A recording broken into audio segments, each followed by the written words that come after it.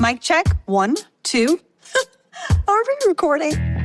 Hi, I'm Michelle Bernstein, an award-winning chef, restaurateur, and mom. I have a lot on my plate, including my psoriatic arthritis symptoms. That's why I was prescribed Cosentyx. It helps me move better. Cosentyx secukinumab is prescribed for people 2 years of age and older with active psoriatic arthritis. Don't use if you're allergic to Cosentyx. Before starting, get checked for tuberculosis. An increased risk of infections and lowered ability to fight them may occur, like tuberculosis or other serious bacterial, fungal, or viral infections. Some were fatal. Tell your doctor if you have an infection or symptoms like fevers, sweats, chills, muscle aches, or cough, had a vaccine or plan to, or if inflammatory bowel disease symptoms develop or worsen. Serious allergic reactions and severe eczema-like skin reactions may occur. Learn more at 1-844-COSENTYX or Cosentyx.com. Ask your rheumatologist about Cosentyx. This is the Roger Stone Show on 77 WABC. A man who's gone through hell, but he's kept going, and he's smart, and he's strong, and people love him. Not everybody, but people love him and respect him. Roger Stone. Now, here's Roger Stone. Welcome. I'm Roger Stone, and this is the Roger Stone Show here at 77 WABC Radio. We are the crown jewel of AM radio, so don't touch that dial. For the next 2 hours, we're going to be talking politics, news, history, style, food. Pretty broad spectrum here at the Roger Stone Show. Also, you can always hear us at WABCRadio.com because we're streaming worldwide. I must tell you that this has been one of the most tumultuous weeks that I have ever seen in American politics. It really goes to prove to you that in politics, a single day can be a lifetime. And Joe Biden's epic meltdown after his very own Department of Justice appointed special counsel Robert Hur released a report in which he basically said that Biden had not cooperated with his inquiry. He said that Biden had very definitely had classified materials and notebooks with classified notes and papers strewn out throughout his Delaware home. That's in addition to what the FBI found in his garage in at least 2 locations. By the way, these are documents that he retained during the time he was a vice president. So therefore, at a time that he was theoretically not supposed to have retained any documents, the 1977 Documents Act specifically pertains only to the president. But more precisely, the report essentially said that he should not be prosecuted because he's in mental decline. They were a little gentler than that, but they essentially said that he had trouble remembering things, specifically couldn't remember when he was vice president, couldn't remember when his son, Beau Biden, who was the Attorney General of Delaware, died, couldn't remember really who he was. He kept referring to President Kamala Harris, who is most definitely not president. Now, I read that and said, wow, there is no way that this guy can run for re-election under these circumstances. Biden then called an immediate live press conference. His staff must have been in a panic mode. And I actually think he made things substantially worse.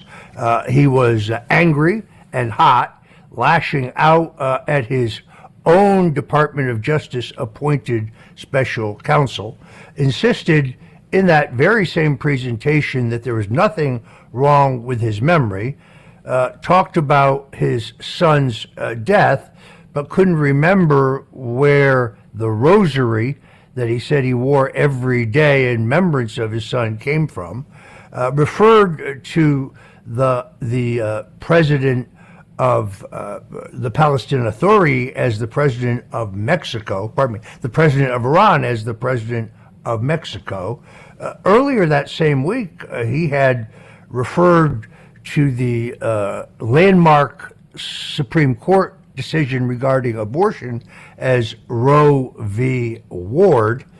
I think he has a very substantial problem. I mean, let's be clear, what they're saying here is that he is not going to be charged, so you have the two-tiered justice problem. In other words, Donald Trump is being charged, has been charged with willfully retaining certain documents that, it seems to me, the 1977 Presidential Records Act allow him to retain.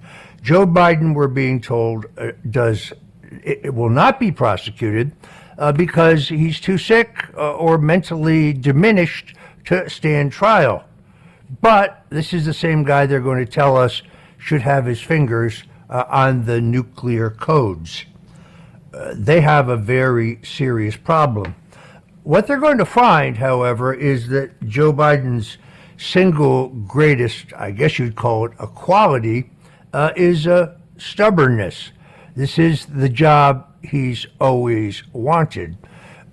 Getting him out of this position is going to be extraordinarily difficult. First of all, Joe himself has always had delusions. He kind of thinks he's a Kennedy. And secondarily, I remember when Senator Lindsey Graham said that, say whatever you like about Joe's politics, everybody who knows Joe thinks he's a nice guy. That's I know at least two people who served in the Senate with him that told me he was sanctimonious. They used a curse word that starts with P. That he was also not very good at the game, meaning normally in the U.S. Senate, when a member of your own party approaches you with a piece of legislation or a matter that pertains to their state, but because they're not on the relevant or important committee pertaining to the matter, one senator does another senator a courtesy, introducing an amendment or scheduling a hearing. In Joe's case, Joe always wanted a quid pro quo. In other words, well, how much money can your interested parties in your home state give me in campaign contributions? Joe Biden was furious. Let's listen to a couple of these bites. When we pushed all these programs, I said I'm going to be a president for everybody, whether you live in a red state or a green state. Mr. President, for months when you were asked about your age, you would respond with the words, "Watch me." Many American people have been watching, and they have expressed concerns about your age. That is your judgment. That is your judgment. That is not the judgment of the press. They expressed concerns about your mental acuity. They say that you are too old. Mr. President, in December, you told me that you believe there are many other Democrats who could defeat Donald Trump. So why does it have to be you now? What is your answer to that question? Because I'm the most qualified person in this country to be president of the United States and finish the job I started. That was Biden, folks. Too hot for American politics and re-election. Here's the president yet again. Something the special counsel said in his report is that one of the reasons you were not charged is because, in his description, you are a well-meaning elderly man with a poor memory. I'm well-meaning, and I'm an elderly man, and I know what the hell I'm doing. I've been president. I put this country back on its feet. I don't need his recommendation. It's How totally bad is your memory, and can you continue as president? My memory is so bad I let you speak.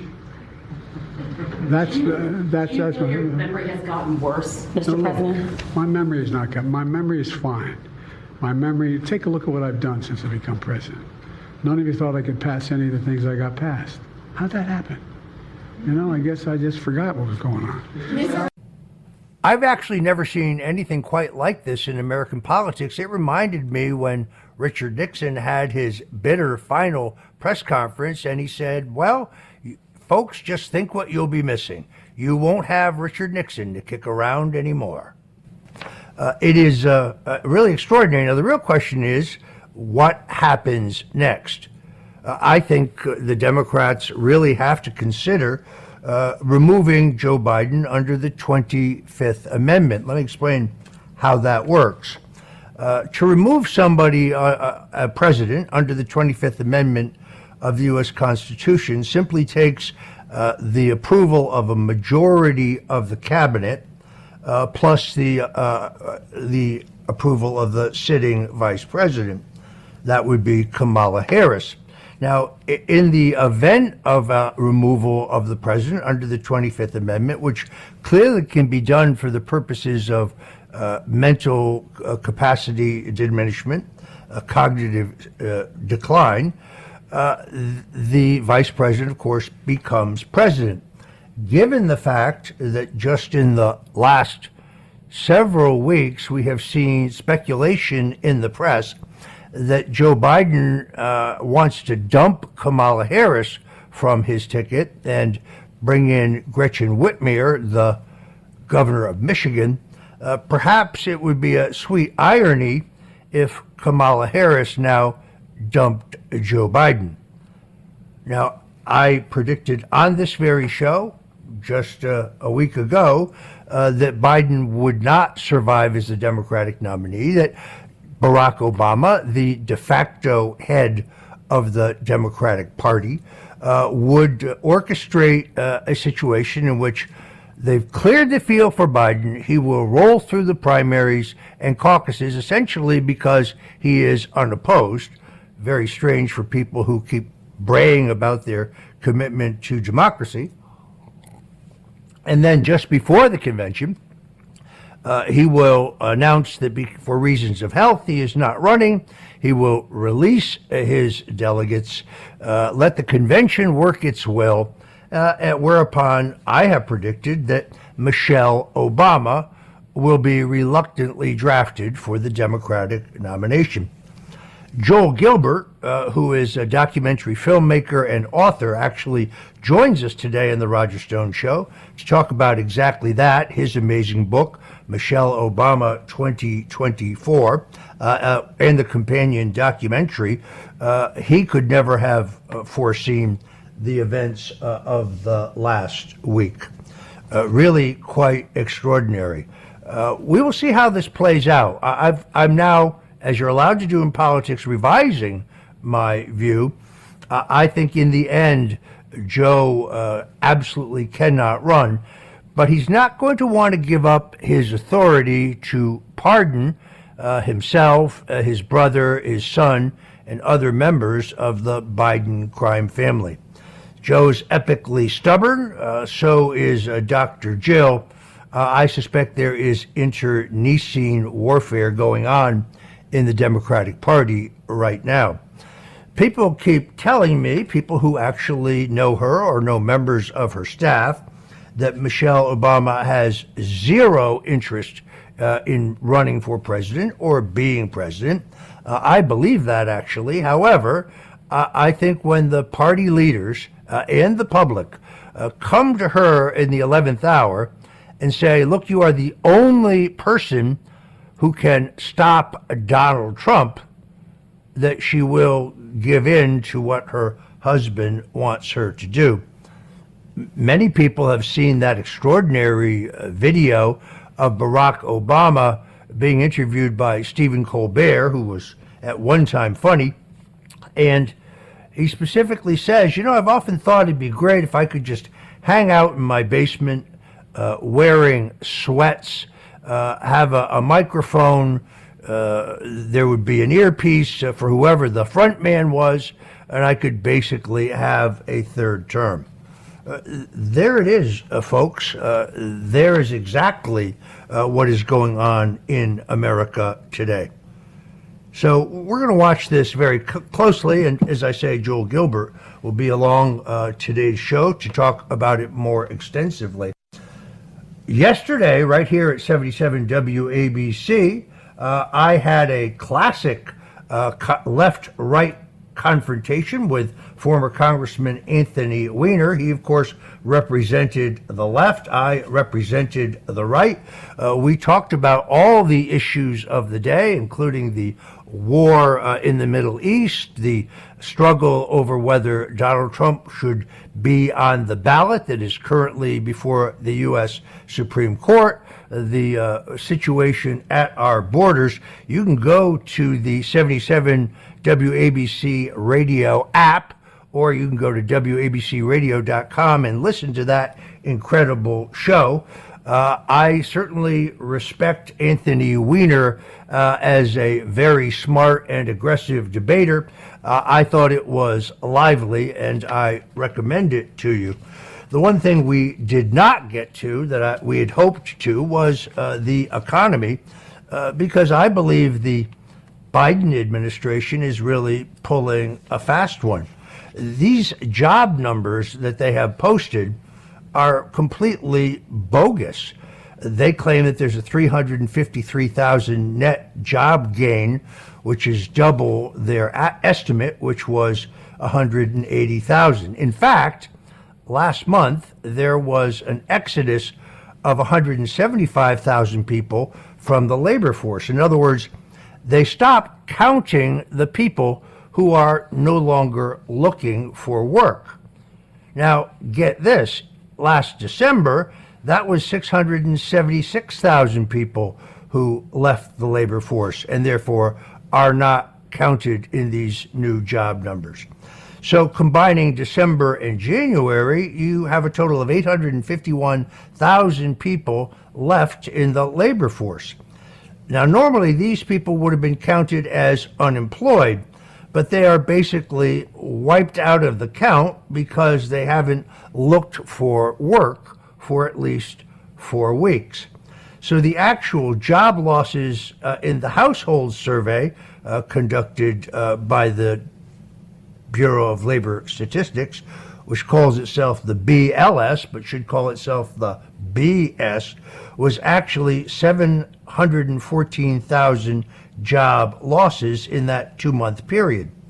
So the unemployment rate, which they tell us is around 3.7%, would have certainly risen above 4.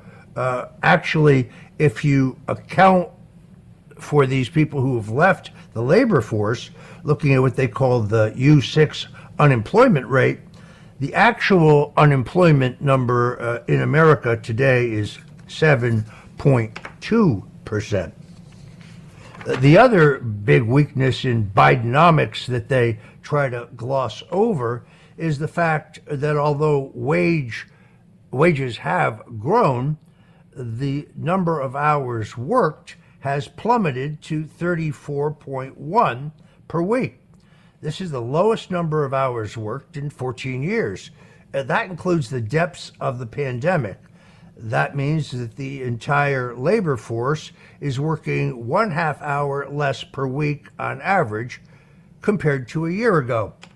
Why does that matter? Well, less hours worked, fewer hours worked, is actually less take-home pay. I'm Roger Stone. This is The Roger Stone Show, and we will be right back. ChatGPT Plus is free for college students through May. Here's the thing. You've got a lot to do between now and then. Studying for finals, writing papers, trying to keep your life on track. And ChatGPT can help with all of it. It can quiz you for your econ exam, make a study guide from your French notes, plan out your meals and study breaks. It can get really specific on how you like to learn. It can even help you come up with ways to stop procrastinating. So from now until summer break, take advantage of all the ways ChatGPT can make your life easier. Restrictions apply. This episode is brought to you by Progressive Insurance. Do you ever find yourself playing the budgeting game?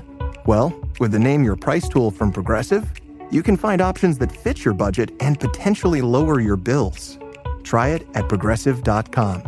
Progressive Casualty Insurance Company and Affiliates. Price and coverage match limited by state law. Not available in all states.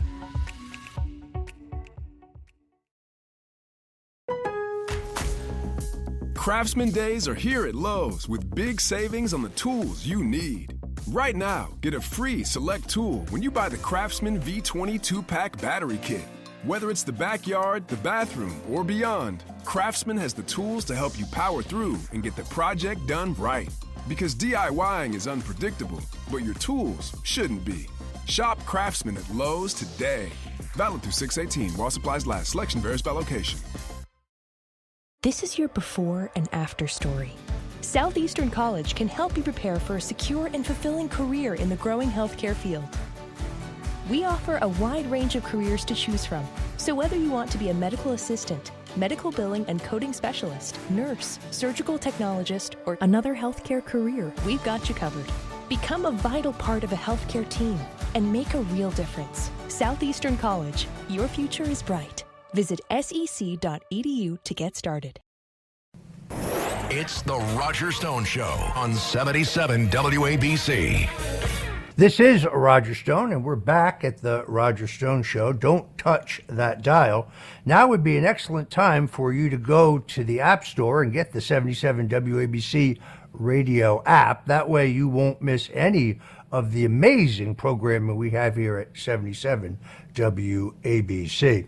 A big week in the courts over the last 10 days, actually. The Colorado case, which is a case pertaining to Donald Trump's eligibility to be on the ballot, was argued before the U.S. Supreme Court. And Trump's critics are not very happy. That's because Trump's lawyer did an extraordinary job. Now, the nut of this case is an argument, which is a false narrative, that Donald Trump is not eligible to be on the ballot because he, quote, engaged in an insurrection. Yet he's not charged with insurrection. Jack Smith, the special counsel, certainly has the authority and certainly examined the events of January 6th. He has charged him with other crimes, but he has not charged him specifically with the crime of insurrection. The 14th Amendment, Article 3, not only would, I think, require a conviction of insurrection, but additionally, it goes on to say that the act only refers to officers of the United States. Well, under a 1998 Supreme Court decision, the president and the vice president are specifically not officers of the United States. This is really a blatantly anti-democratic move, and all those states that have had lawsuits seeking to remove Trump from the ballot will essentially ultimately be guided here by what the U.S. Supreme Court says. Joining us today will be Trump impeachment lawyer David Schoen. To me, he is the single smartest lawyer I've ever met, and he has thought about these issues very extensively. He makes a pretty good case that although the president's lawyers did a pretty good job, they missed a number of key arguments in that presentation before the Supreme Court. Then, of course, you have also the ongoing question of presidential immunity. This has not been as successful for the president. For those who may not remember, Trump raised the question at the trial court level in D.C., saying that he had absolute immunity for any act that he performed as president. The special counsel made a motion to, after the court ruled against him, the special counsel made a motion to skip the appeals court and take it directly to the U.S. Supreme Court. He was widely criticized for that. Mr. Smith was attacked really by the editorial pages of the New York Times, even on CNN. His need for speed is obvious in terms of the political motivations for having a trial before Election Day. The Supreme Court refused to take that matter, saying that it had to go first to the D.C. Court of Appeals. Now, that Trump lost in the D.C. Court of Appeals is not even remotely surprising. It is one of the most politicized and liberal courts in the country. Actually, I would say partisan courts in the country. But I do think Trump's lawyer, Mr. Sauer of Missouri, made an epic mistake when a minute and 58 seconds into his presentation, one of the three judges on the panel asked him whether if Trump had SEAL Team 6 murder his political opponent and then had SEAL Team 6 assassinate any U.S. senator who wanted to impeach Trump over that action, would he have immunity? First of all, a good trial lawyer knows you don't answer hypothetical questions, but then secondarily, rather than saying, well, presidential immunity would only apply in the event of official acts within his capacity as president, Mr. Sauer told the court that his answer was a qualified yes. Wrong answer. This is obviously a more crucial issue than the Colorado ballot issue, in my opinion. I also understand the politics of the Supreme Court. They have become unduly political, so I can see them ruling for Trump on the ballot access issue, but then ruling against him on the question of immunity. That would clear the way for a trial in D.C. On the events, regarding the events of January 6th. We shall see. This is a long and tortured road. It remains clear from the results of the Nevada primaries last Thursday that Donald Trump swept all 26 delegates and got 97% of the vote, but also, folks, the turnout was heavy for the caucuses. So there was a preferential primary last Tuesday. You may have seen Nikki Haley ran in that, and more people voted essentially for none of the above than voted for Nikki Haley. It was almost 2-1. That was what we call a beauty contest. It didn't award any delegates. There was no reason to compete. But then Haley did not compete in the Thursday Nevada Republican primary, the Nevada Republican caucuses, in which actual delegates were selected. It was a smashing victory for Trump. I sat back and lit up a big cigar from MyPatriotCigars.com, a sponsor of this show, one of our advertisers. By the way, these are great cigars, folks. Check them out at MyPatriotCigars.com, and be sure to use promo code STONE when you do. Now, if you're thinking about getting a flu shot, well, you may want to think twice about that. Dr. Jane Ruby joins us on the show today to tell us what she has found out about the next generation of flu shots and about her experience during the COVID-19 pandemic. That will be a terrific piece for the show. I think you're going to really enjoy it. My friend Tucker Carlson, really in a tour de force, first of all, demonstrating by interviewing Vladimir Putin on his X platform and at Tucker Carlson Media, that the old media is dead. It is estimated that he will have as many as 1 billion viewers for this epic interview. We're going to talk about the interview later in the show. In the meantime, I'm Roger Stone. This is The Roger Stone Show, and, well, we'll be right back. We're back on The Roger Stone Show right here at 77 WABC Radio. I am really privileged today because my guest is David Schoen. To my mind, one of the most brilliant, incisive, creative, and strategic attorneys in the country. David Schoen represented President Donald Trump in one of his 2 impeachment trials, in which I thought, frankly, he was brilliant. He has received degrees from George Washington University, where he got his Bachelor of Arts, Boston College of Law, where in the law school he's a Juris Doctor, and then, of course, the Columbia University Law School as a Master of Laws. It is my great privilege to have David Schoen on The Roger Stone Show. David, welcome to the show. Thank you. It's my privilege to be here. Thank you very much.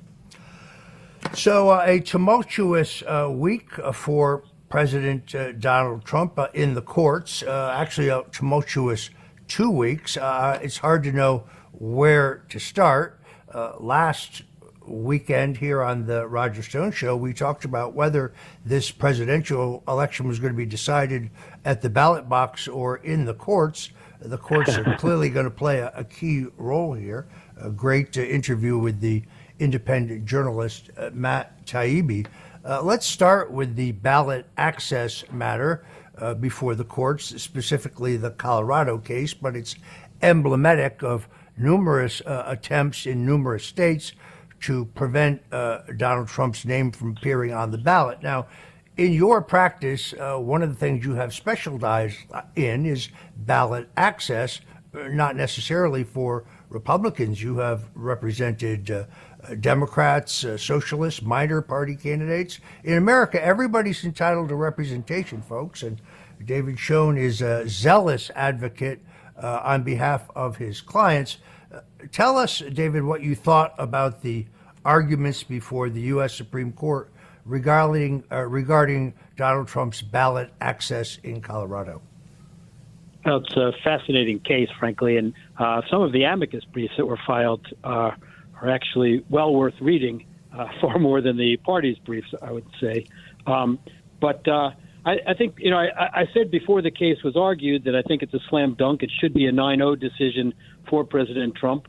I certainly felt that way after the arguments. Could be one. You never know how the votes are going to go, but it's certainly going to be a win for President Trump. The lawsuits never should have been brought. These lawsuits in Colorado and elsewhere are primarily sponsored by this group Crew, with Norm Eisen and his crowd behind it. Trump haters, people who are obsessed with keeping Trump off the ballot, no matter what the cost is. I think they harken back to a statement Jerry Nadler made in the context of considering impeachment against President Trump, in which he said, we can't rely on the voters. We can't trust the voters to put President Trump out. And so from that, they decided to use these extra ballot, ordinary procedure measures to try to, attack President Trump. And Norm Eisen and his crew is obsessed with it. They've written a model prosecution memo for just about all of the prosecutions against him, including a memo demanding that the Justice Department charge him with insurrection in D.C., which, of course, they didn't and couldn't even meet the low threshold of probable cause before a grand jury. And that's why I say, among other reasons, Colorado case was frivolous, never should have been brought. It's an embarrassment to the Colorado Supreme Court justices who ruled against President Trump. The issues are very clear. And what I would say about the argument yesterday was, I saw a piece today that Alan Dershowitz wrote in which he said President Trump's going to win the Colorado case despite his lawyers found their arguments inept. I would say that, they were enough so that they didn't undercut, they didn't steal defeat from the jaws of victory, put it that way. But there are some fascinating issues in the case that really weren't discussed at length yesterday and should have been. The NBC legal analyst, of course, doesn't agree with your view and the view of Dershowitz. I read a brilliant piece that you wrote in which you made a case that there were a number of key arguments that could have been made before the Supreme Court, but weren't. Why don't you tell us about that? Well, I can tell you in a nutshell. First of all, the textual arguments that are made, that is, whether the Section 3 of the amendment covers a president or a vice president, and whether a president is actually an officer, the language used in Section 3 of the 14th Amendment, are fascinating arguments. And I think President Trump has the better side of that. I think, for example, the legislative history supports the idea that president was not intended to be included in the bar that Section 3 presents. It was included in an earlier draft, and then it was deleted. And I think there's good reason for that. At the time this section was passed, there was concern about Confederate operatives getting in office. That concern was a regional one, and therefore, president and vice president, two national offices elected across the country, weren't a concern because the Confederates would be filtered out from those. I think that makes sense. There are two cases, 1888 and 2010, that say, one's called U.S. versus Moat, one's called Free Enterprise Fund, that say a president is not an officer because it says that officers refer to appointed people, not elected people. So I think those arguments are great. But there are other sides to those arguments. What there's no other side to is the following. The Amendment 14, Section 3 has no process whatsoever. It just says somebody, engaged in insurrection or rebellion can't hold office. I'll get back to that in 1 second. But anyway, in 1869, Supreme Court Justice Solomon Chase sat on a case called Griffin's case, in which the issue came up. And what he concluded was this amendment language is not self-executing, meaning there has to be federal legislation that actually allows you to use this section to bar someone from office. That's consistent with Section 5 of the 14th Amendment also, which suggests that there can be legislation to effectuate these things. So if that's the case, and there has to be federal legislation, there are two answers. Either there is no federal legislation, and therefore it can't be used, or there is federal legislation, and that's the insurrection statute, 18 U.S.C. 2383, that decidedly was not used to charge President Trump, and for which President Trump has never been charged or convicted and couldn't be. If he had been charged with that federal legislation that one would argue was to give life to this section of the amendment, then he would have been entitled to all of these safeguards, constitutional guarantees that the Fifth and Sixth Amendments give. That right to a public trial, right to a jury trial, right to confrontation, right to call witnesses, all kinds of due process that's incorporated in the 14th Amendment itself. And he would have been entitled to a burden of proof beyond a reasonable doubt. Here in the amendment, we have absolutely no process. It doesn't tell you who's supposed to decide. Is it to be decided by this non-lawyer Secretary of State in Maine, or a single elected judge in Colorado, or a group of elected judges? What's the burden of proof for finding insurrection? In the Colorado case, they relied on the January 6th committee report, which they found reliable. That's absurd. That was a sham committee, improperly appointed, broke rule after rule of the House rules, had no ranking minority member for safeguard, and on and on and on. So that wasn't something to rely on. What rules of evidence applied? So we see there was no due process, and I say you don't have to look any further than the 14th Amendment itself to find this. And if you go on the other way, Griffin's case is wrong, and there doesn't have to be federal legislation, it's self-executing, you have the same problem. We can't have one state deciding here's the process, and we're going to kick off a candidate for president, which would skew the election around the country for other states. The United States Supreme Court spoke about the state interest in a national election in 1983 in the landmark case John Anderson versus Celebrezzi out of Ohio, and the Supreme Court said a state has a lesser interest in a national election because the matter it's affecting has an impact across other state borders, and it's not fair to have one state have that kind of impact. And that's what one of the justices, Justice Kagan, asked about yesterday. How can we allow one state to have this kind of impact? So that, I think, ought to be a consensus argument, the process argument across the board for every civil libertarian who should care about what kinds of rights, whether your name is Trump or otherwise, the process that we're entitled to before we stop a candidate from running for president, or we stop a voter from exercising his or her First and 14th Amendment rights to vote for a candidate of choice. David, what baffled me, however, is the president's lawyers seem to be arguing that this constitutional provision, while it shouldn't bar him from being on the ballot, that it could bar him from actually holding the office, which A, doesn't seem right to me, and B, I'm not sure why you would make that argument anyway. Theoretically, he could now go on the ballot, win the election, and then face litigation over this same matter with this same argument. Yeah, that's what I was waiting for one of the justices to say to them, is this really what you want? Is this what you think President Trump wants? You want us to come up with a ruling that the reason the Colorado case is overturned is because the language of Section 3 bars a person from holding office, but not from being on the ballot. Therefore, he can be on the ballot and win, but then he could be barred from holding office. I was shocked that President Trump's lawyers would have made that argument. It's a textually sound argument. You can make the argument from the text, but a good lawyer knows to distinguish between every argument that's available and the arguments that are appropriate that you want to use to win. First of all, a consensus argument is the best way to go ever with the Supreme Court that everybody can agree on and allows them to avoid some difficult questions. But in this case, you can just imagine if that argument prevailed, then you would see after the election, President Trump wins, all of the blue states would move immediately to bar him from becoming president, and they would cite his own lawyer who said, well, actually, the amendment bars you from holding office, and therefore we'll have to revisit that. In fact, during the argument yesterday, he suggested at some point, I think in answer to Justice Gorsuch, but I don't remember if that's exactly what it was, that that's something that would have to be considered down the road because maybe the Congress would, because there's a provision, for Congress to remove this impediment, maybe the Congress would act in.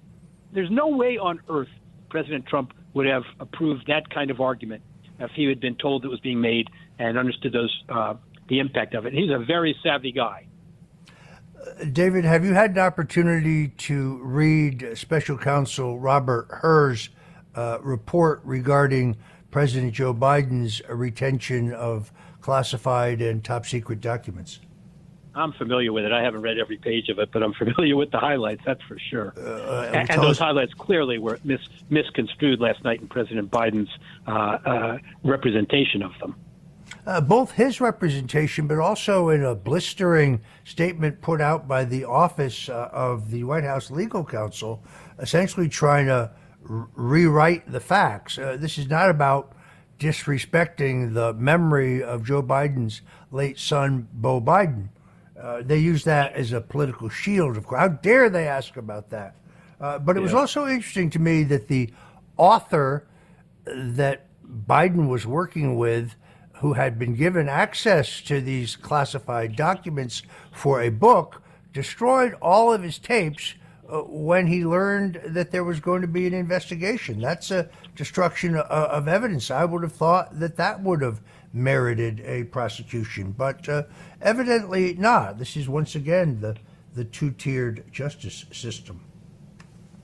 Yeah, we see this double standard time and time again. And of course, this, trying to turn things around with President Biden crying on the stage last night and all of that, and trying to make this about whether he remembered his son's death and what he does every Memorial Day and all that. That's a classic, sort of shifting manner of argumentation and all of that. But I don't know that anybody bought it. Of course, it's a tragic thing that his son died, but that's not what this is about. And the report makes it quite clear that this wasn't sort of just a momentary lapse. This was, an ongoing pattern during that interview, and he kind of missed it by years. All right, we're going to take a quick commercial break, and then we'll be right back with Trump impeachment lawyer and criminal defense attorney David Schoen. All right, folks, we're back. It's the Roger Stone Show. If you're just tuning in, we're here with David Schoen. To my mind, one of the most brilliant, incisive, creative, and strategic attorneys in the country. We're talking about the events of the last several weeks pertaining to American politics and both Joe Biden and Donald Trump. David, we also had not that many days ago arguments in the D.C. Appeals Court in which Trump's lawyers made what I thought was a less than stellar argument regarding his right to presidential immunity. Now, based on my study of this, if in fact the Supreme Court now, which we assume will hear that case, Trump has now lost at the trial court level, has lost at the appeals court level. If the Supreme Court hears that and were to wipe away presidential immunity, it would seem to me that President Barack Obama could be prosecuted for using drones in the murder of American citizens or conducting warrantless and illegal searches of, Tucker Carlson and James Rosen of Fox News, who was under surveillance when he was covering the Obama White House. Case goes. Well, I'm concerned that the Supreme Court might not take it, frankly. It's a very long, detailed opinion, and they may not want to wade into this quagmire. To be clear, the case essentially says There is no categorical immunity or a categorical immunity from criminal prosecution, even for official action. So it differs from the earlier case of Nixon versus Fitzgerald, which said that there is civil immunity from civil lawsuits for a president for official acts taken during the term in office, even once that president is out of office, as President Nixon was when that case came through the pipeline. It can be a very dangerous opinion, this opinion, for reasons you've pointed out. Nixon could have been prosecuted for Vietnam decisions, LBJ, same thing, Vietnam decisions, if someone decides that this constituted a war crime, even though it was an official action. And so I do think there's a very real problem of chilling important and decisive presidential action here when it's limited to the official acts. But I have to say this, again, it's very easy to be an armchair critic of other lawyers, but I think most reasonable commentators said this at the time. There is a problem when you come in and make extreme arguments that are not necessary to your thesis or to winning the case. And that's how I felt about Mr. Sauer's argument that to the hypothetical question the judge asked, well, how about if the president, while acting as president, called in SEAL Team 6 to conduct a hit on a political opponent? And his answer was, oh, yes, the same theory applies. You couldn't charge him criminally unless he were impeached and convicted, which is kind of a really roundabout argument because it requires a negative inference from the impeachment language in the Constitution, and this theory that's required first before there can be a criminal prosecution. The simple answer to that was that's not an official act. And then you can stay consistent with the theme that it's official acts that are covered by civil and criminal immunity. That's a very logical and reasonable theory. I felt the same thing yesterday, quite frankly, when one of the justices said, well, you say we don't know about proving insurrection. What if a person walked in and said, hi, I'm an insurrectionist. Hi, I'm an insurrectionist. Now, could that person be barred from holding office? And the answer was, no, Congress would first have to act. I don't think that's necessarily the answer to that, and it's not a necessary answer to it. It can be that there's a process for this, and when a person admits to being an insurrectionist, then we're not worried about the burden of proof and so on. That person could be barred from holding office under Section 3 of the 14th Amendment. That's a reasonable answer to that without taking an extreme position. Again, I don't think anything they said yesterday or could have said yesterday is going to steal defeat from the jaws of victory. President Trump will win this case, as I've told him over and over again, just about no matter what. It's a frivolous case. But anyway, the point is, I don't think that we need to make extreme arguments when the law and the facts are on our side, and we have reasonable arguments that can win.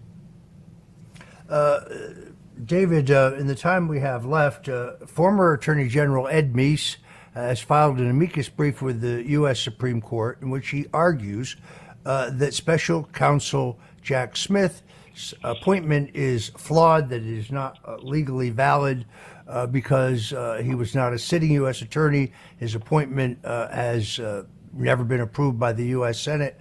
I'm bastardizing this. Tell us what the argument is and whether you think it has any potential impact on the situation. Well, this is another fascinating argument. I love it, frankly. I think it's, again, technically and textually sound. There's an excellent law review article on it called Why Robert Mueller's Appointment as Special Counsel Was Unlawful.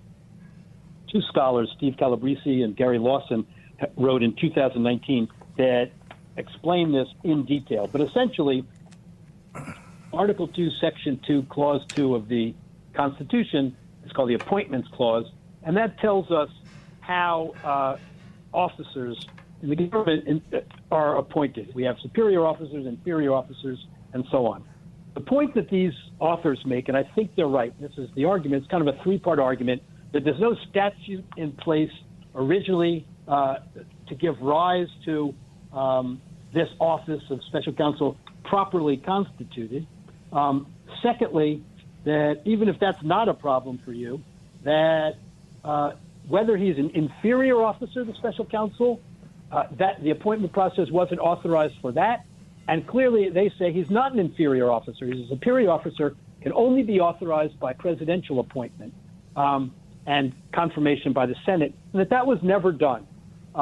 These regulations for special counsel giving rise to this kind of iteration were put together by Neil Katyal, who you now see on MSNBC, and who's been for days saying what a slam dunk the Colorado case was for Colorado, and there are no arguments on the other side and so on. He's now blaming the lawyers and blaming the justices for why it looks like they're going to lose. But anyway, put these regulations in, and the point of these scholars is that the special counsel is simply not properly appointed as a matter of law, and therefore Jack Smith's or Mueller's actions are unconstitutional, and the indictments that he brought cannot stand. The problem is, right now, in the D.C. case, which is kind of in the fore of discussion, the issue was never raised. And the Court of Appeals, this is extraordinary, the Court of Appeals, D.C. Circuit, wrote to the lawyers ahead of time and said, I want you to be prepared to discuss the issues raised in the Meese amicus brief, the issue you just raised, that the special counsel, Jack Smith, was not properly appointed. When asked to do so, Mr. Sauer said, in arguing for President Trump, well, we haven't raised that argument so far in this case. That was pretty shocking, since I think the president was under the impression that the argument should have been raised and was raised. But now we see in the opinion from the D.C. Circuit denying the immunity claim, on the last page, they write in a footnote that this argument was raised by the court, it was in the Meese brief, and unfortunately it was never raised in the district court, and it's not before this court, and therefore, even if they could consider it on appeal as a collateral order, they can't, because there's no argument raised below by President Trump to even consider by the district court or the Court of Appeals. So we'll see. It's got to be raised in the Florida case also. I'm very familiar with the argument. In my particular case, a witness the government wanted to testify, a fellow who had worked for me, Andrew Miller, had his own counsel, obviously, did not want to testify. He raised this issue. The trial court, of course, a trial court judge, of course, rejected it. He took it to the D.C. Court of Appeals. They also rejected it. He did not appeal to the Supreme Court, but it was immaterial. He was never called to testify at my trial. I don't know of anything he could have said that would have been meaningful or detrimental or helpful to the government's case either, for that fact. But it seems to me that the D.C. court would just point to that decision in that circuit and say this has already been decided here, no? Well, Judge Howell, who was then the chief judge in the district court, wrote a lengthy opinion denying this claim in a case. It was working its way up in another defendant's case, but it got derailed. And the D.C. Circuit just summarily kind of affirmed Judge Howell. These scholars consider all of that, and they say she was just wrong, number one. Number two, it has to be fully developed. And number three, in the Florida case, you've got the 11th Circuit, not the D.C. Circuit. They're not bound by it. And again, I'm telling you, this is a multi-page article in careful detail by two careful scholars spelling this out.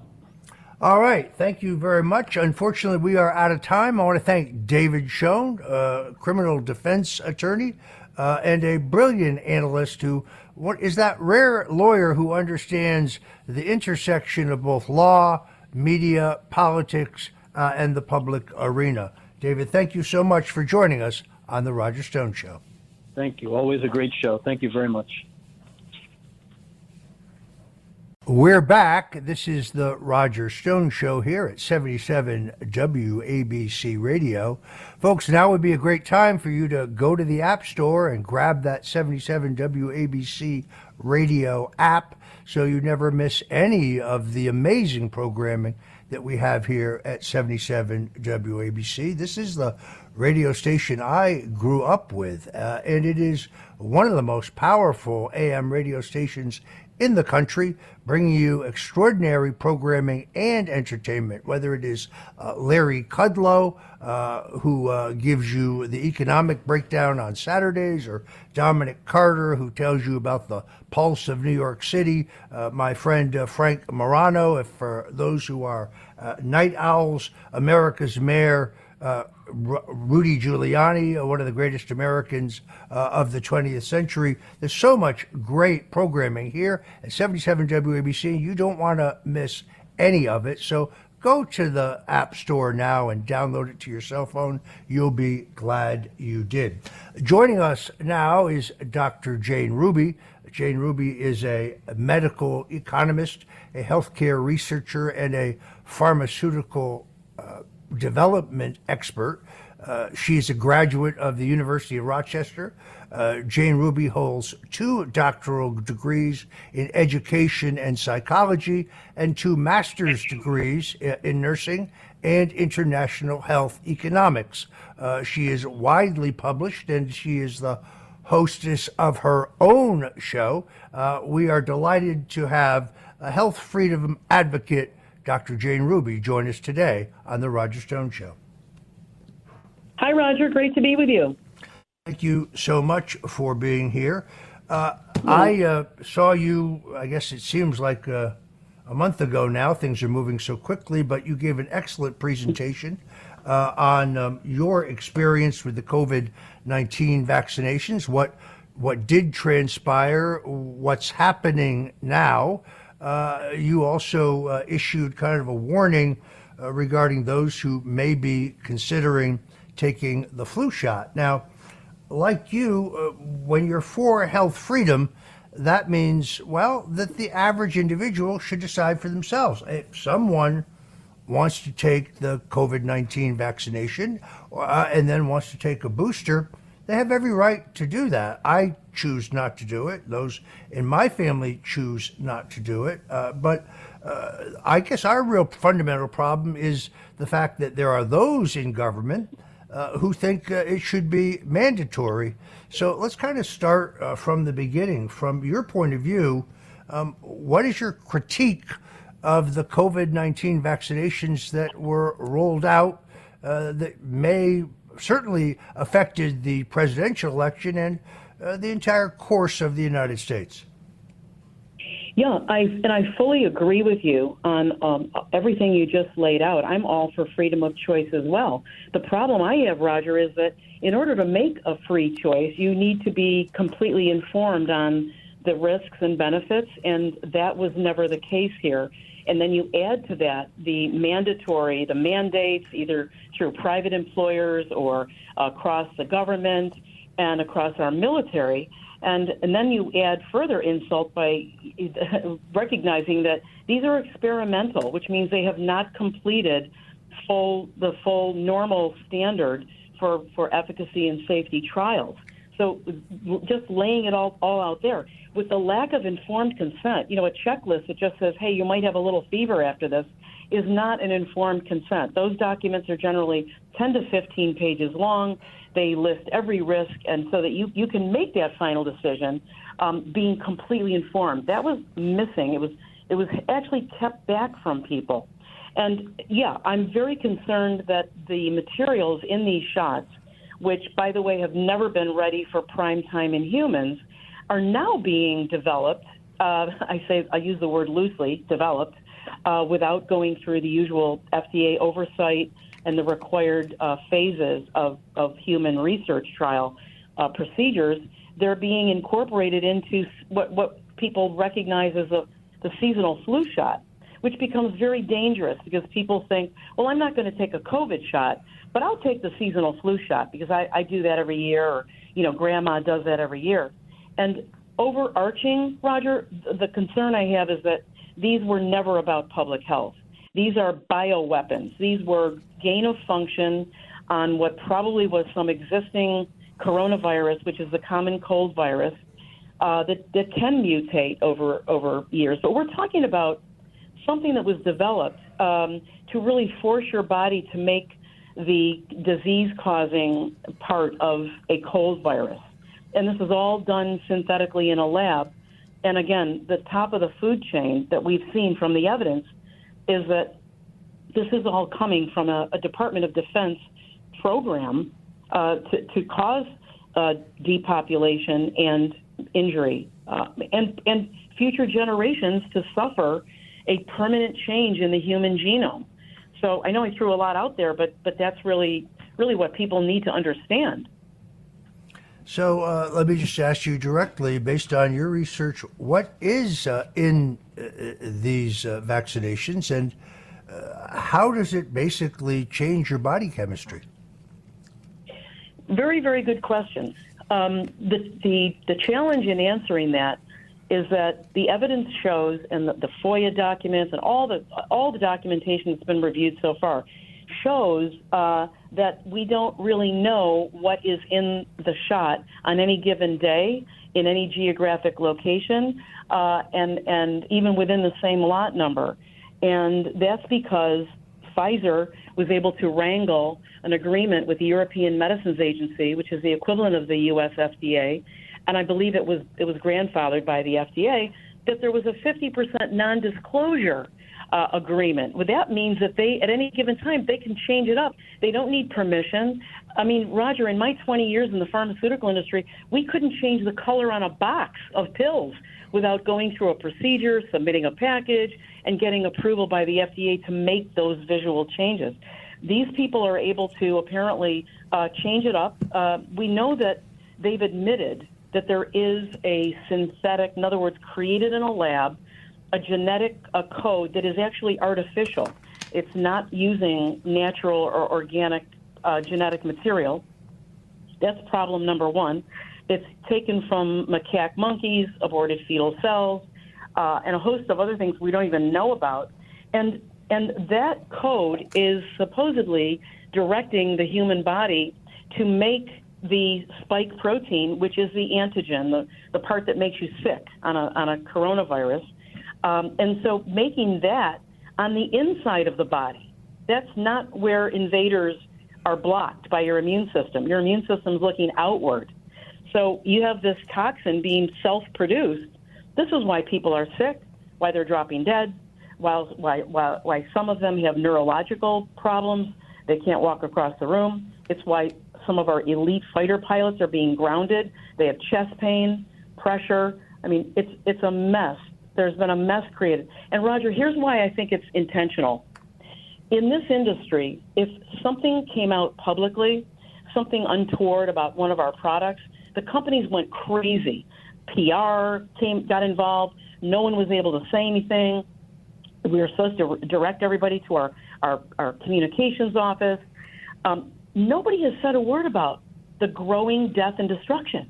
You don't see a pharmaceutical company like Pfizer or Moderna coming out and saying, oh, hey, I'm really sorry. Let us look into that. Oh, gee, that should never have happened. I mean, I worked for a company in the early 2000s where they got shut down for 2 years when 6 beagle dogs died in the preclinical phases, and we were not allowed to go on to human trials until we figured out what that cause was.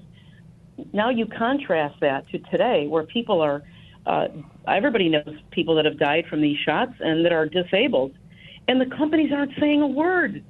They don't care about the PR. So to me, that tells me that they're part of something that is an intentional program.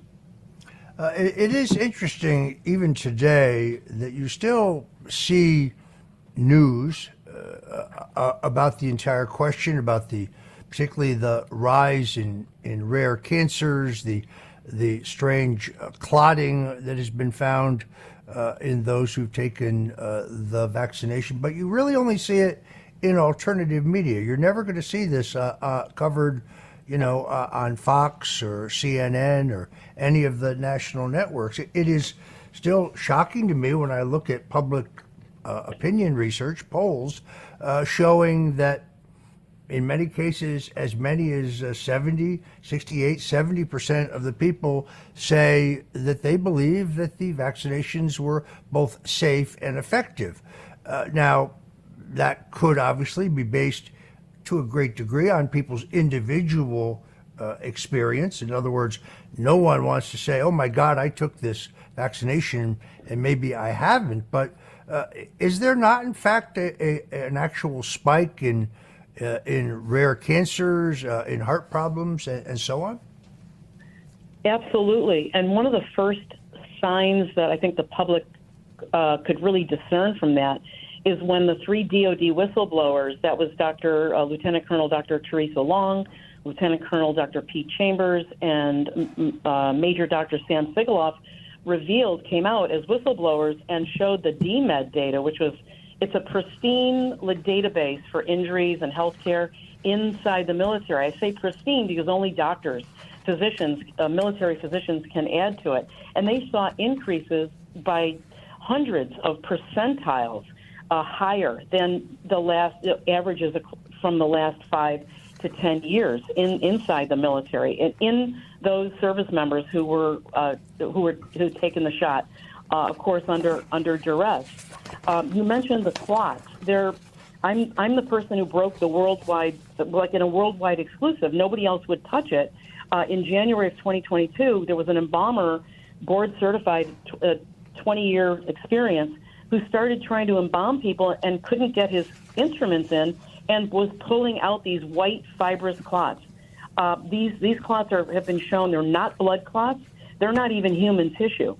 They're metallic. They're based in very rare metals like cesium and radioactive materials. Really strange. And we've done a lot of analysis, or some of the people that I'm working with have done analysis on that. The cancers are exploding, and this makes perfect sense because we know that those folks who mapped some of the Pfizer and Moderna vial material, when they found genetic material, they found that inside of this material they see the evidence of cancer promoters and certain codes that will tell the body not to stop cancer growth. This is probably the foundation for why you're hearing about all these cancers. And I would say to you that one other thing, the reason people aren't hearing about this in mainstream media is because the pharmaceutical industry owns mainstream media. I call it the military industrial pharmaceutical complex. Every other commercial on Fox News is brought to you by Pfizer. So when you have that kind of power, you can block the information from getting out through the mainstream.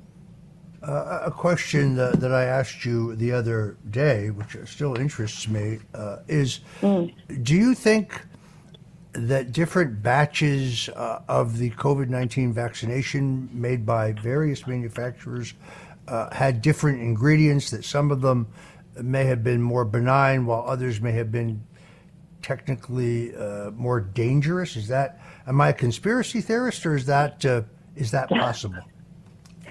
It's not only possible, but it's actually proven. And I'll tell you how. There's a group called Team Enigma.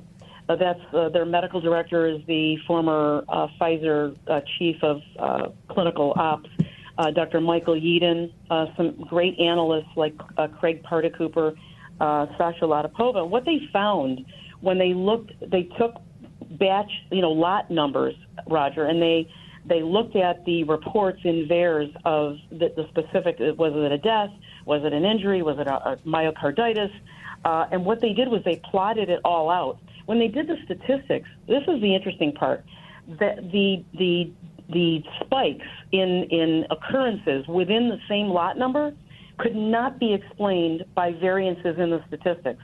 The only possible explanation was that there were different materials even within the same lot number. And here's the other scary part. The part of their group has an underground ethical hacker group that got into the Pfizer and Moderna back systems, not their websites. They were able to establish proof that each company sets how many doses will be in a lot number in that lot cohort. And Pfizer and Moderna set them at about 1.5 million doses. So when you think about it, within a lot number, many of these vials have not been deployed yet. They might not even have been manufactured yet, but they'll put the same lot number on them, and they can freely, as I said before, because of the 50% non-disclosure, they'll be able to put in whatever they want. So you're not a conspiracy theorist at all. That is 100% true and proven. And it's very frightening because there's more death and destruction to come. Folks, if you're just tuning in, this is the Roger Stone Show on 77 WABC, and we're here with health freedom advocate Dr. Jane Ruby. We'll be right back.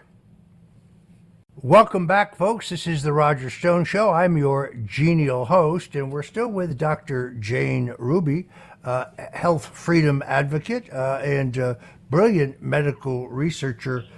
Jane, you recently essentially issued a clarion call about the next generation of flu vaccinations. You pointed to an audio. Tell us who this is from. Sure. I always say, don't take my word for it. Take the word of the criminals. So the CEO of Pfizer, most people know him by now. He's a veterinarian by training. His name is Albert Bourla. And he made a statement in an interview a year ago this January at Davos. He was asked, well, will you have a flu vaccine using this mRNA technology? And he said, yes, we'll have it by mid-2023. So it was already in play. They've announced it on their website, Roger. I don't know if you would like to play the audio. We're gonna play that clip right now. You raised it. Yeah. Where are you in developing? Because I think that's what you were originally doing with BioNTech. You were developing mRNA for flu. Where are you on a flu vaccine based on mRNA? Oh, the studies are running. They have completely recruited. We are waiting for cases as they accumulate. Means that people have been vaccinated, placebo, vaccine, and now the disease, some of them will get disease. And then we are waiting to unblind the data to see what is coming. I think will come in this year, in 2023. Well, that's what I was going to ask. I mean, you can't guarantee a timeline depending on the clinical trials. No, because but your best guess, what would you think? I think by the first half of the year, maybe. First half of the year? Yeah, June, July. Wow. And so how far are we away from one vaccine that's both COVID and flu together? First, we need to have a flu. And if we have a flu, already we started experiments to combine the two so that we don't lose time again. I think we'll come more or less all together if it is successful. So, Dr. Rubio, essentially what you're saying is that it's potentially possible that if someone elected, and by the way, it's your choice, folks, but if you elected to take a flu shot, it could actually theoretically change your DNA. Is that what you're saying? Yes, I think that's pretty much established, Roger. And in fact, both Moderna and Pfizer have literature on their websites proudly boasting that they are hacking the order of life, that they are able to change it. They claim it's for the good.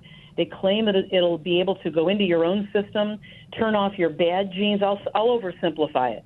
Turn off your bad genes and maybe direct your genes to do better things. Well, that's great in a science fiction movie, but the technology is nowhere near ready for prime time on that. It just doesn't exist. And in spite of that, the FDA has guidance documents published for industry that go back as far as 15 years ago, warning these companies, you don't know where it's going, you don't know how to turn it off, you better do adequate preclinical with animals before you even begin to do this in humans. And then all of a sudden the light switch changed in 2020 with the COVID, hoax, and all of a sudden it was approved, it was authorized, and you have to understand this is still a very experimental and a very known dangerous technology. It's not a drug. It's actually a medical device. Gene editing therapy is a medical device. You are a genetically modified organism if you got a shot for COVID-19, and if, I have to have this other caveat, if you got that material, because remember, we don't know. And of course, you mentioned before, some people didn't have any reactions at all. Maybe their families, their communities. This is designed, I believe, to create what's called advocates, people who say, I took it, it's great, don't worry about it, go take it, and to assuage the panic or the anxiety and the hesitancy in the public. So, yeah, that's a big, big concern because they don't know how to get it out, Roger. Nobody knows how to stop it for those who did get the genetic modification. And it's going to, Dr. Daniel Nagase, who's a molecular biologist, has been on my show several times and has explained that this is permanent, and through a process called reverse transcriptase, which is kind of like God's way of shaking up the gene pool every other generation. This is going to continue down through the generations and unfortunately cause a lot of medical and health problems and stillbirths and infertility. Dr. Ruby, if people want to see your show, where can they go to do that and when? Sure. Thanks, Roger. I upload all of my shows 6 days a week to my Rumble channel. That's rumble.com/Dr. Jane Ruby. I'm very active on Twitter, and my website, drjaneruby.com, does have the uploading of the current shows all the time, plus a lot of other, hopefully, valuable information for the public. So hope everybody will visit. A question that I have wanted to ask for some time. This is your opinion, based on everything you know. They were very, very aggressive here in Florida in terms of requiring people to wear masks. Do you believe that the masks afforded any modicum of protection against the contraction of COVID-19? No, and I'll give you a nice example really quick. With the human eye, you can look very closely at a mask and you can see the crosshairs of the fibers. If you then think about an electron microscope, which is the only way you're going to be able to see any kind of viral material, much less a spike that is a smaller piece off of some coronaviruses, you need an electron microscope. It's not anywhere near visible to the human eye. So people have used the analogy that I love. It's like trying to stop mosquitoes with a chain link fence. It's ridiculous. And Roger, let me say this, because I do have a clinical background working in hospitals, ORs, cardiac nurse practitioner. I've assisted in bypass graft surgeries. The only time we ever wore masks was either in the OR, and that was so that we didn't reflexively sneeze into an open, sterile cavity while somebody's body's open. And the other time we used it was when we were protecting people who were immunosuppressed because they just had organ transplant and we stripped, they were chemically stripped of all of their immune function. And even that was just a gross protection. We never wore them around respiratory infection patients or any other kind of contagious situation. I knew right away this was a hoax. It was designed to demean people, to get them under control, and actually to test our compliance, which I to be honest with you, I was very disappointed in the number of Americans that actually succumbed out of fear to these ridiculous measures. Yeah, it's very interesting. I'm not sure what would happen in the country were we to have another pandemic if the government had moved back into the same mode of urging people to shelter at home, to wear masks, to get a vaccination. Because I think you and I and the circle of people that we associate with are somewhat more attuned to it, and we're also looking at alternative media.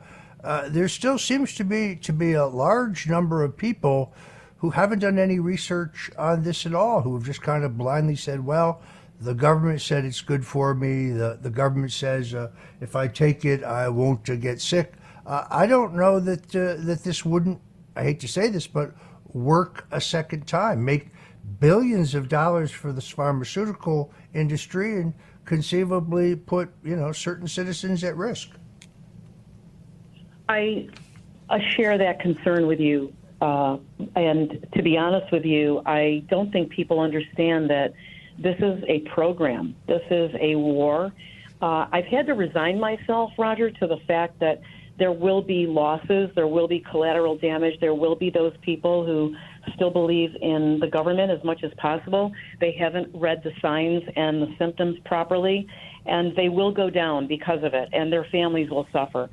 We just continue to go forward and try to get as much information out as possible. That's really the focus of my work. I try to do as much education as I can in my shows because I think it does give people something to think about. But we have to resign ourselves to the fact that we're going to lose a fair number of people by this compliance. It's really sad.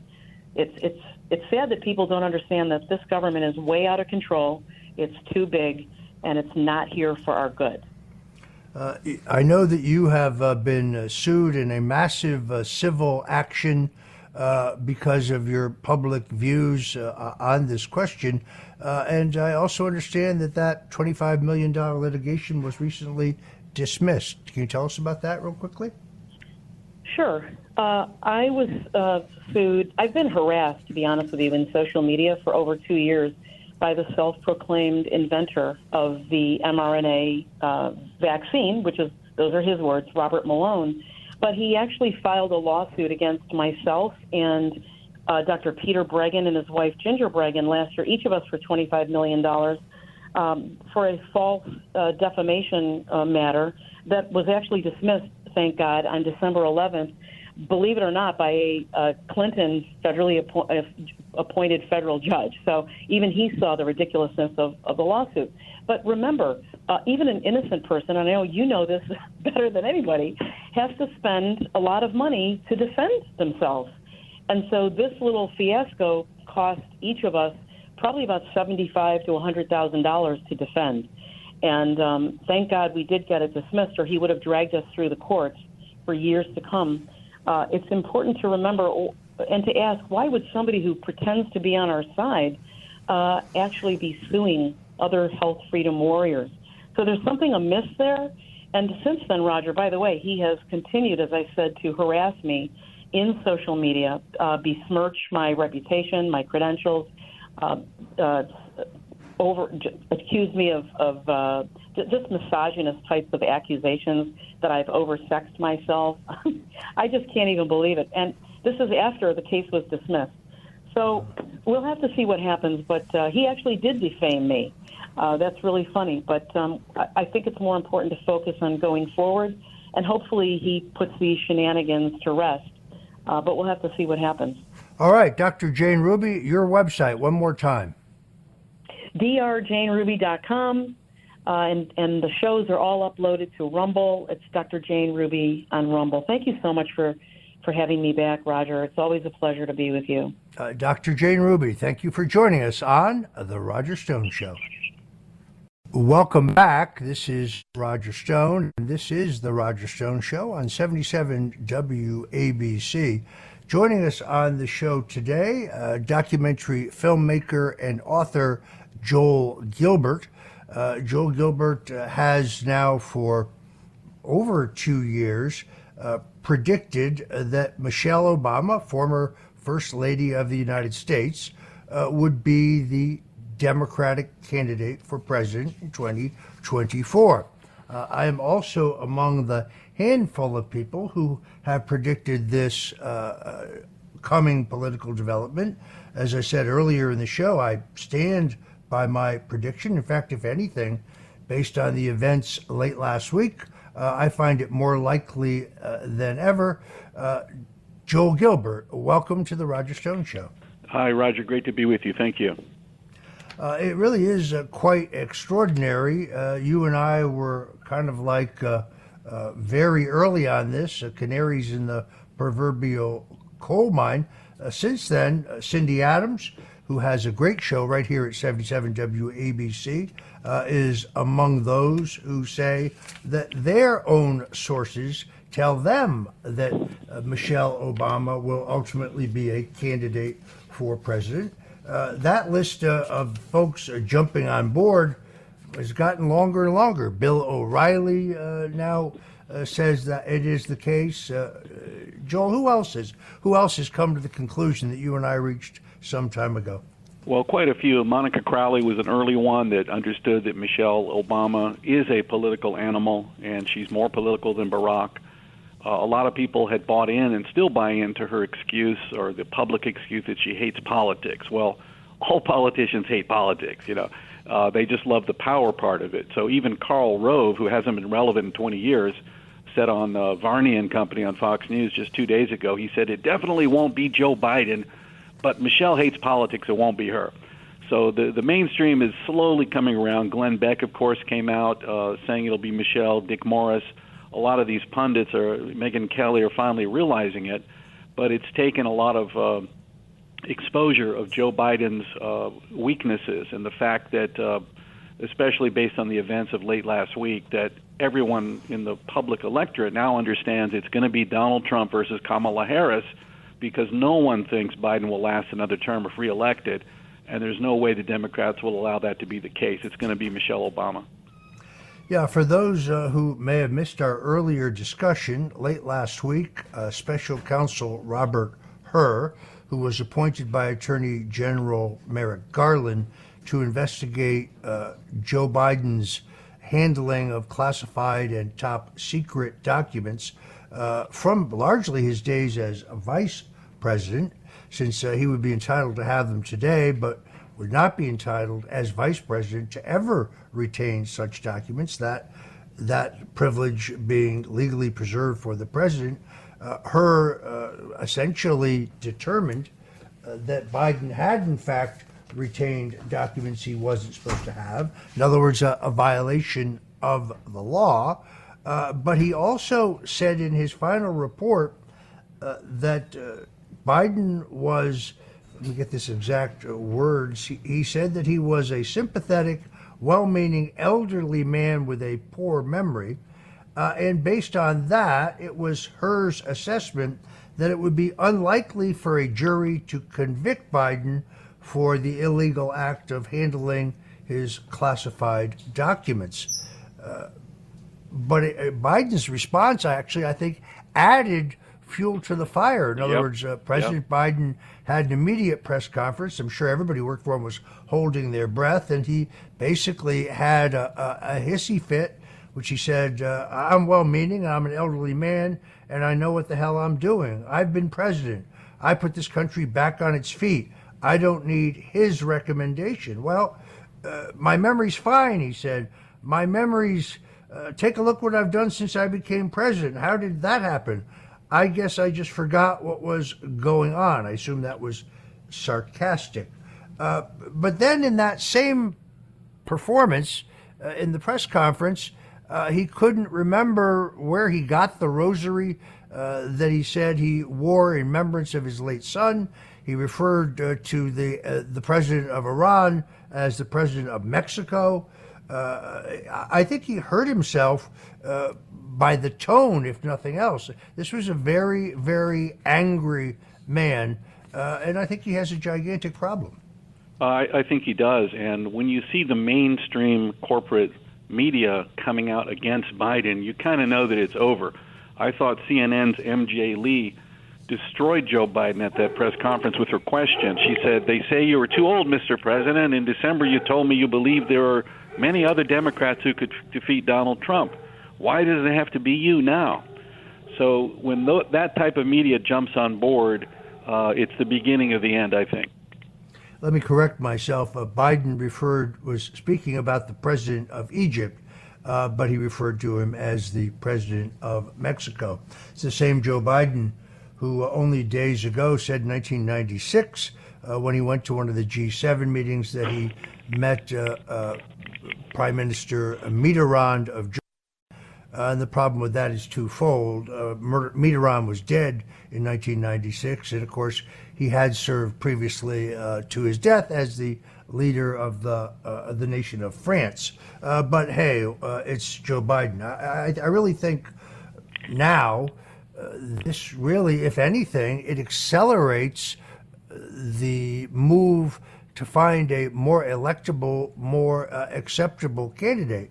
I said earlier in the show that I thought that ultimately the Democrats would have to consider removing Joe Biden under the 25th Amendment. That is a process by which a majority of the cabinet, with the approval of the vice president, can remove the president for reasons of health or mental capacity. That would make Kamala Harris president, far more malleable to the Bidens. Joe Biden's known for his history in the Senate for being extraordinarily stubborn. This is the job he has always wanted. His wife really enjoys the pomp and ceremony of it all. I think they're going to have a very hard time now getting him to voluntarily step away, and I think the need for them to do so is greater now than it has ever been based on these recent revelations. Okay, well, I can comment. Look, Biden is trying to have it both ways. On the one hand, he can't be prosecuted because he's too senile, he's too feeble, he can't remember anything, but he wants to stay in office. So he either has to be removed from office with the 25th Amendment or he has to be prosecuted. You can't have it both ways. But I think it is the official beginning of the end of Joe Biden's candidacy in 2024, and I've made the case that I believe Michelle Obama has expertly positioned herself to become the candidate to replace Biden. She knew this was coming. Some of this may have been instigated by the Obamas to make sure it did come, but Michelle has copied everything Barack did on his path to the White House. Barack was the keynote speaker for John Kerry in 2004. Sure enough, there was Michelle who introduced Joe Biden in 2020, keynote speaker. Barack wrote 2 autobiographies, Dreams from My Father and The Audacity of Hope. Michelle wrote 2 best-selling autobiographies, Becoming and The Light We Carry. They're also both on Netflix. Michelle just won a Grammy, her second Grammy for the audiobook version last week. And, of course, Michelle has a voter registration organization, very powerful, called When We All Vote. She got $26 million from George Soros for this. Same, again, mimicking Barack, had an organization called Project Vote. So Michelle is the most popular Democrat. She's the most beloved person in the country. She has the pop culture position, and I think she's positioned herself with 100 million social media followers to take the mantle of the Democrat nominee. And I think it's going to happen sometime up, and could be all the way up until the convention in August in Chicago, of all places, her hometown. It is extraordinarily interesting. So what do you make of the constant reports, and I hear this from political insiders as well as a large number of reporters, that she continues to profess no interest whatsoever, continues to say that she doesn't like the way her husband was treated as president, although I think he was treated extremely well, and that there's no chance that she would change her extraordinarily opulent lifestyle in order to run for president. Well, look, when you hear these things that are obvious lies, you heard the story from O'Keefe's interview with somebody that Michelle said that Barack wasn't treated well. Well, that's not true. He was treated with great reverence. We've heard her excuse from 2008. She was so political, you might remember, campaigning for Barack. Every night she was being so nasty, saying nasty things about America. You can't afford food in this country. You can't pay your mortgage. Don't get sick in this country. She went over the top and said, for the first time in my life, I'm proud of my country. Then people started paying attention, and the campaign told her, we could lose because of you. People are going to hate you. Now they're paying attention. So the next day she got a speechwriter, and she said, I hate politics. I just want to be the mom-in-chief. So she's kind of taken that ever since then to be kind of in the background. But she is very political. She's a better politician than Barack.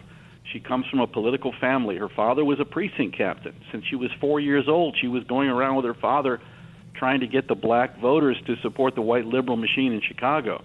Michelle grew up in Jesse Jackson's house. She was best friends with his daughter Santita in high school when Jackson was running for president. She said she grew up in his house. So she's always been around politics. She married a politician. She married her father. So Michelle is extremely political, and she's kind of hidden behind this idea that she doesn't like politics. And I think the reason for that is she can't show any interest, because then all of the news would just go crazy. She's waiting for her moment to reluctantly do us all a favor, bring us all together again, and remind us of how great the Obama years were. Folks, if you're just tuning in, we're talking to Joel Gilbert. He's a documentary filmmaker based in Los Angeles. He's best known for exposing Barack Obama in his 2012 film, Dreams from My Real Father, as well as his 2016 expose on Bill Clinton's black son, Danny Williams.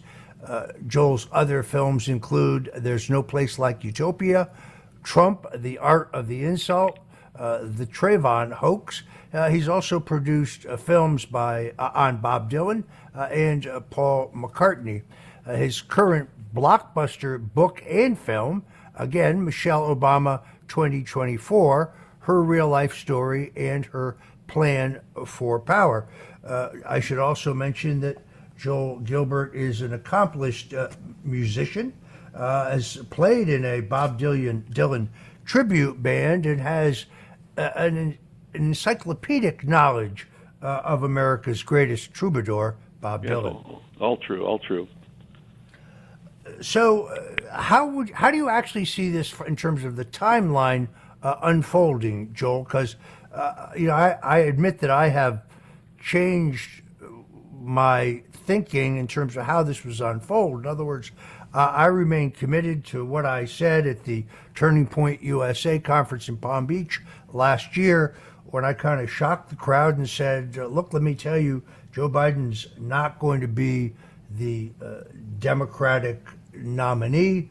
it's going to be Barack Obama. So when we come back, let's talk about the timeline under which this is likely to unfold.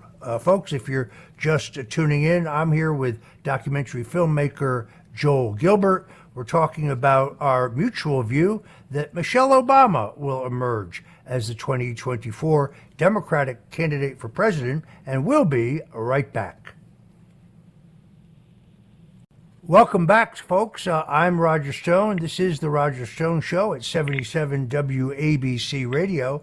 Perfect time for you to go to the App Store and download the 77 WABC Radio app. That way you won't lose or miss any of the great programming that we have here at 77 WABC. Yesterday, I went head-to-head with former Congressman Anthony Weiner in a classic left-right clash. We talked about Trump and Biden. We talked about the border. We talked about these Supreme Court cases.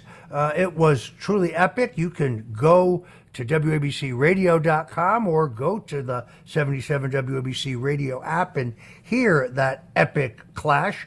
I think you will enjoy it. Returning now with Joel Gilbert, he's a documentary filmmaker.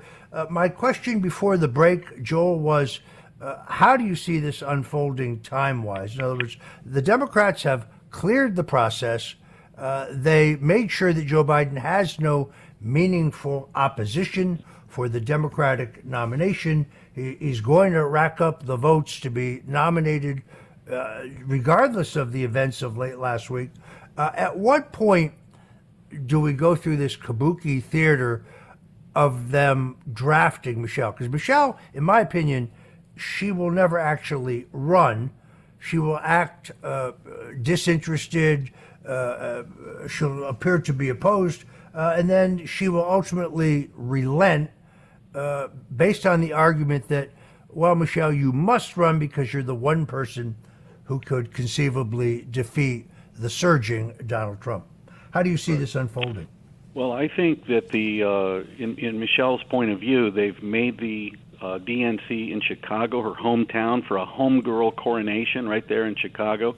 And I think ultimately she would prefer for Biden to be told he has to drop out right up at the convention, which would allow her a 10-week only scrutiny time until the election to ride her personal popularity all the way to the election. However, I think the timeline can and is being accelerated by Biden's deterioration, by this fiasco of a press conference, by the Hur report saying that he can't really remember things. We've got Hunter's testimony coming up in the House. It's going to be very damning, I think, for Joe Biden. He will be impeached, I believe, by the House. So as Biden kind of crashes and burns and is unable to function, it's going to move up the timeline. I could see a scenario where Biden drops out after he gets enough delegates, and Michelle then will declare sometime in May or June. Now, she can fill up stadiums. Remember, she likes to imitate Barack. She's copying what Barack did. Barack ran a nationwide stadium-based campaign where he filled up huge venues and gave these fantastic speeches to adoring crowds. Michelle has the ability to do that. I attended the YouTube Theater here in Los Angeles last December when she gave a talk with Oprah, and it's a 6,000-seat theater, and people were lined up 2 hours in advance, and they had tickets. So she has that pop culture phenomena ability. So either it could happen as Biden continues to crash and burn, or it might go all the way up to the convention, and you'll hear the delegates screaming, Obama, Obama, and Michelle will be coronated. Either way, it's going to happen. I know that there are people out there listening to this who may be making jokes about Michelle Obama's gender. I think they're making an egregious mistake.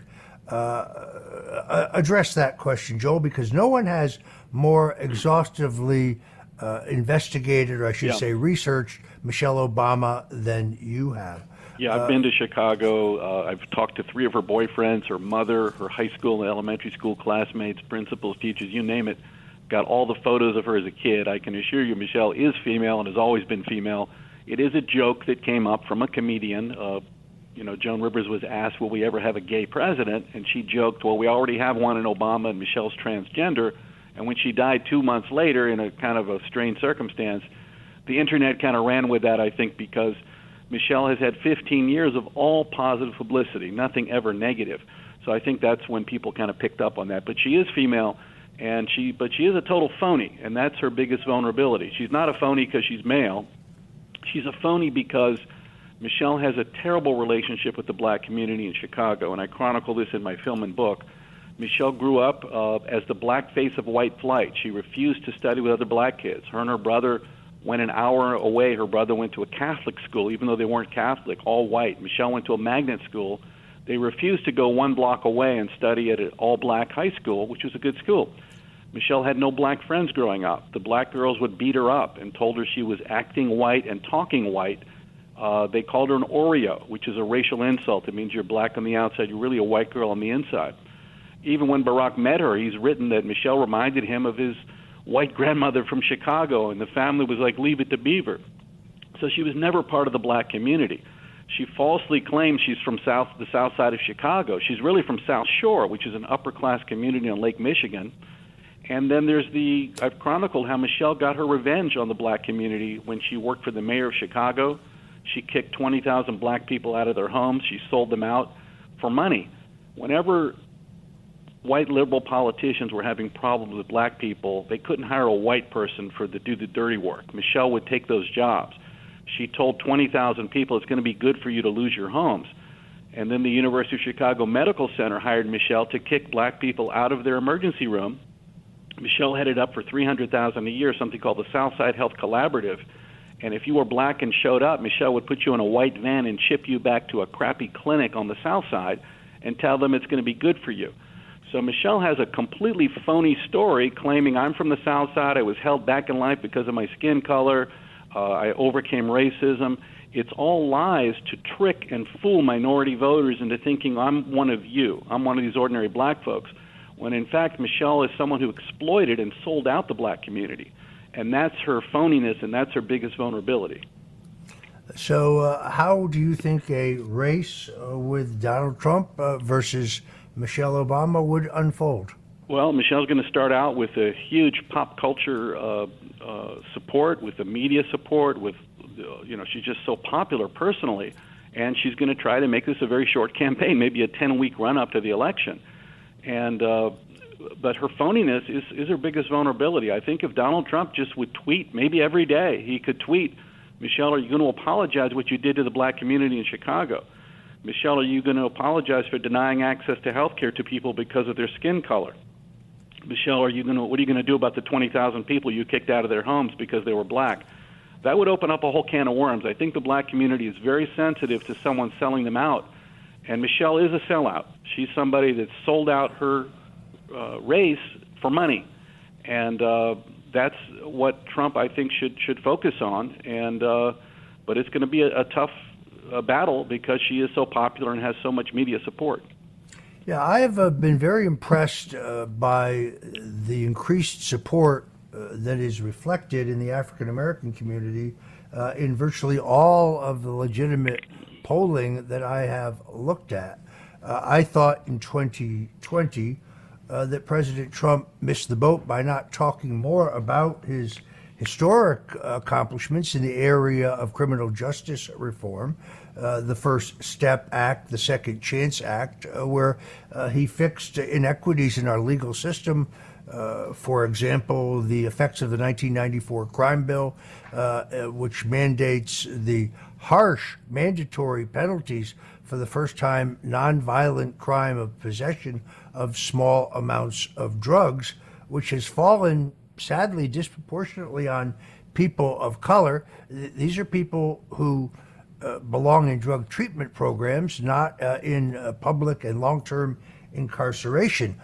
Donald Trump is the president who changed that, who reformed that, but sadly, the president never spoke about that. He rarely spoke about it. They didn't use urban radio, which I certainly would have used to get that word out. I think it Some disagree with me, but I think it is among his greatest accomplishments. Yet today, you really see significant inroads by Donald Trump. I think largely because of a recognition in the minority community that he's being unfairly harassed in the legal system, something they're very, very familiar with. The largest gain, obviously, among black men, but also a slight gain among black women. Now, Donald Trump doesn't need to win anywhere near a majority of these traditionally Democratic voters to get reelected. What he does need to do is make incremental gains, significant gains, and that seems very possible. I guess my question, Joel, is does the nomination of Michelle Obama destroy that opportunity? I think Trump still has that opportunity because he delivered so much for the black community that the Democrats had promised for 60 years and never delivered. Trump brought school choice, robust economy, prison reform, everything that Democrats had promised, and that was the biggest threat of Donald Trump because they need about 90% of the black vote to get their people elected. That's why when Biden got in, the Democrats started appointing black people to every conceivable role that they could do: UN ambassador, head of the Joint Chiefs of Staff, defense secretary, the Speaker of the House, Supreme Court justice, you name it, with the rather cynical and insulting idea to the black community, we have people that look like you, so you should vote for us. That's what they think. That's how ridiculous it is.